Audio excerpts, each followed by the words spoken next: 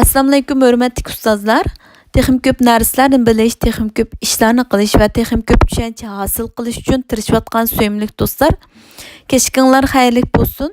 Erkin Sidiq yazmalari 7-qism turmushning muhim soatlari va savoqlari degan kitobimizning tortinchoqlik va uni yengish usullari degan qismini boshlaymiz. Kitob yozuvchi doktor Erkin Sidiq, Ovozda İstanbul'dan Leyla kız. Kitap o'qilgan kun 2018-yili 11-oktyabr payshanba. Tortinchoqlik va uni yengish usullari 2015-yili 9-oyning 11-kuni. Men yaqinda vatandagi bir o'quvchi inimizdan mundaq bir parcha qisqa xat topshirib oldim. Assalomu alaykum Erkin Sidiq aka. Men bir oliy maktab o'quvchisi. Asosiy maqsadni desam, men maktabda ijtimoiy munosabatda ancha yaxshi emas. Menda ba'zi bir psixik masalalarmi bor. Masalan, men boshqalarning oldida osonla tamtirayman. Oshxonaga kirsammi, menga xuddi hamma odamlar qarab turayotgandek va men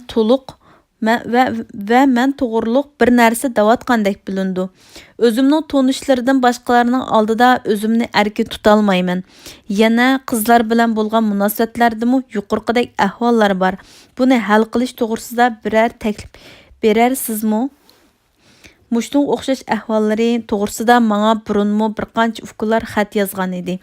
Amaliyotda o'ttir maktabda o'qiyotgan vaqtimda menmu nihoyatda tortinchoq edim. U chog'da mening maktab cho'ng yig'inlarida o'quvchi vakil bo'lib so'zga chiqqan vaqtim ko'p bo'lgan bo'lib, har qatim munbarga chiqib yezib olgan nutq tekstni o'qib bo'lguncha tortinib putlarim titrab ketadi. Ba'zida nutq tekstni o'qib o'tib, men hozir nada? Nima ish qilyapman deb o'ylab ketdim. Yana ba'zi bo'lsa o'zimga xuddi ikki putim osmonga, beshim yerga qarab qolgandek tuyuladi. Shu chog'da men biz bilan o'xshash qarordagi maktab qiz artistlarining tanaffus vaqtlarida maktab ichida bir yerdan yana bir yerga ketib berib, usul o'ynab mengayotganligini ko'rdim. Shu chog'da kallamda odam artist bo'lsa tortinmas va ayminmas bo'lg'ul bo'ldi ekan degan xayol paydo bo'ldi. Shuni bilan men maktab rahbarlariga o'zimning artist bo'lg'usi borligini aytdim. Ammo o chog'da mening nihoyat og'ir o'quvchi xizmat vazifalarim bor bo'lg'achqa, maktab rahbarlari mening bu talabimni rad qildi. Shuning bilan men artist bo'la olmagan yigit bo'lib turib qoldim. Shunlashqa men bu qitim torlarni izlab bir psixologiya ilmiy mutaxassisi maxsus mushundaq masala ustida to'xtalgan bir parcha qisqa maqolani topdim. Men mazkur yozmada shu maqolning mazmunini tunishtiraman. Aslida maqolning temasi tortinchoqlik va ijtimoiy munosabatdagi andishini yengishning 7 xil usuli bo'lib, birinchi, uni psixologiya doktori David Shanley yozgan hamda yana bir psixologiya doktori va mutaxassisi o'qib tasdiqlagan. David hozir bir psixologiya doktori bo'lib, u cho'nglardagi andishlik ruhiy kasali va ijtimoiy munosabatdagi ansirash kasali qatorliqlarning mutaxassisi ekan. Mo'ljallanishcha 17 million amerikaliklar o'z hayotlarining ma'lum bir mezgilda ijtimoiy munosabatda ansirash kasali giribdor bo'lganlarning shartiga tushadi ekan.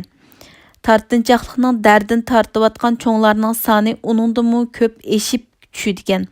Ta'limimizga yarasha tortinchoqlik va ijtimoiy munosabatda ansirash kasalini yengib, o'z-o'ziga ishonch turg'izishning bir qism unumli strategiyalari bor. Birinchi, ish qilganda o'z-o'ziga ishonish. O'z-o'ziga bo'lgan ishonch amaliy ish-harakat, o'rganish, mashq qilish va yangi qobiliyatlarni yetildirishdan keladi. Bu xuddi velosiped minishni yangi o'rgangan vaqtdagi ahvol bilan o'xshash. Velosiped minish dastlabda nihoyatda qo'rqinchoqlik bir ishdek tuyuldi. Ammo siz g'ayratga kelib uningga minib sinab boqqandan keyin sizning bu ishni qila oladiganligingizga ko'zingiz yetib, sizda o'z-o'zingizga bo'lgan ishonch paydo bo'ldi. Ijtimoiy munosabatdagi o'ziga bo'lgan ishonchmi mushunga o'xshash yetildi. Sizda ansirash tuyg'usining mavjud bo'lganligi bir masala emas, ammo ijtimoiy aloqadan o'zingizni tortish bir masala. ijtimoiy aloqadan o'zingizni tortishni to'xtatsangiz, siz cho'qim o'zingizdagi andishini yengalaysiz. Ikkinchi, har xil ishlarga qatnashish.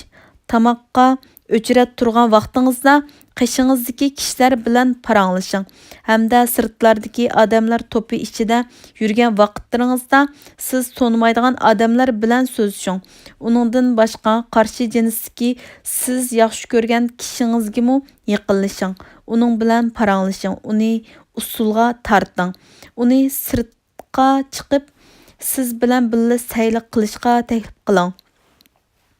Kişilik hayat nahayatı qisqa bo'ldi. Agar siz rad qilinsangiz, uningga parvo qilmang. Yer sharida 7 milliard odam var. Siz shu 7 milliard odamlarning hammasini yaxshi ko'rib ketmaysiz. Ularning hammasi sizni yaxshi ko'rib ketmaydi. Bir oz tavakkulchilik qilib, yangi odamlar bilan tanishing. 3. Yangi ishlarni sinab beqish. O'quvchilar klubi bir tanharakat atirti yoki bir o'qish natijasi yaxshilash sinfi deganga o'xshashlarga qatnashing. O'zingizga bir yangi projekt, ya'ni tadqiqot yoki ish turini tanlab oling. Xizmatdagi bir og'ir vazifani o'z ustingizga oling yoki bo'lmasa yangi mahoratdan birini o'rganing. Siz o'zingizdagi rahat rayonining sirtiga chiqishga majburlaydigan ishlardan birarni qiling. Tartınçaqlıqni yengishning usullarining biri o'z turmushining bir qancha sohasida o'z-o'ziga bo'lgan ishonchni yetildirib, ansirash, mag'lub bo'lish andisi, rad qilinishi andisi yoki yuzi to'kilish andisining sizning yo'lingizni to'sib oldini olishdan iborat.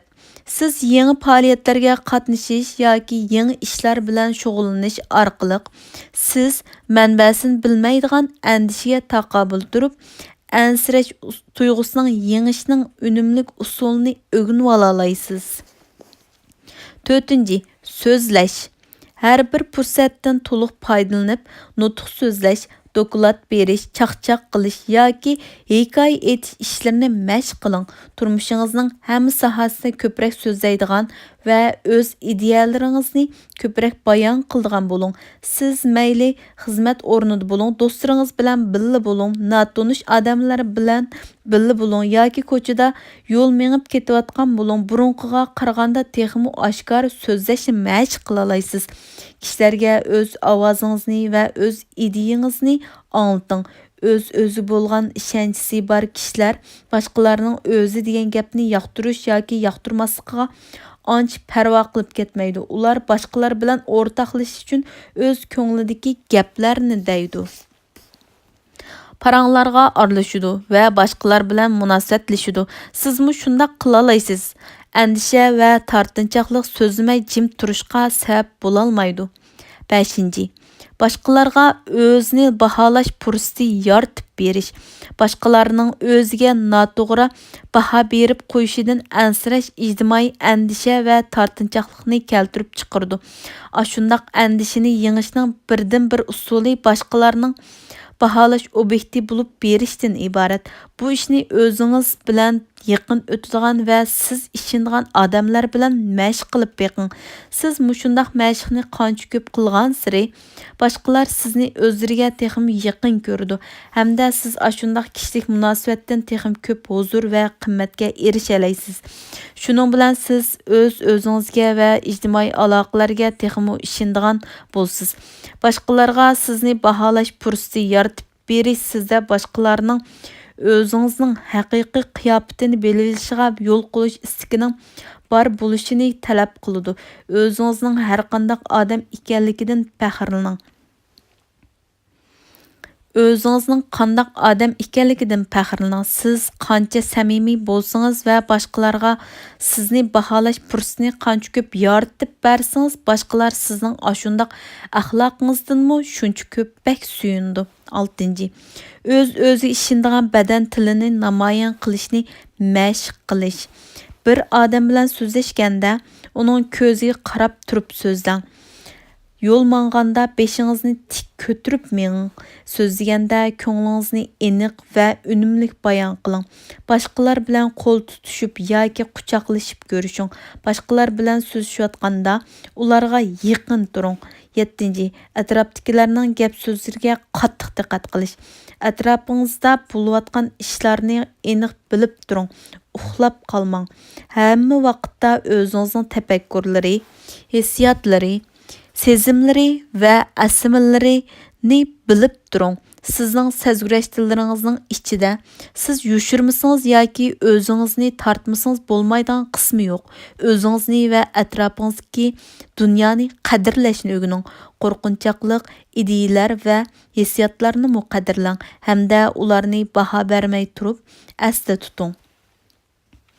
Siz har bir paytning ichida to'liq mavjud bo'lib turganda, ijtimoiy aloqalar siz o'zingizni qochirishga tegishli bir ish emasligini to'nib yetasiz.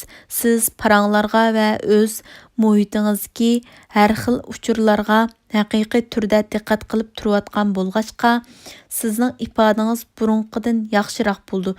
Ko'plab mashq qilib berish orqali siz o'zingizning atrofidagi dunyodan o'ginib yetildirgan ijtimoiy iqtidoringizni to'xtovsiz holda yaxshiroq ishga selib va ularni texim ko'p yaxshilab, eng oxirida o'z-o'ziga to'liq ishonadigan bo'la olasiz.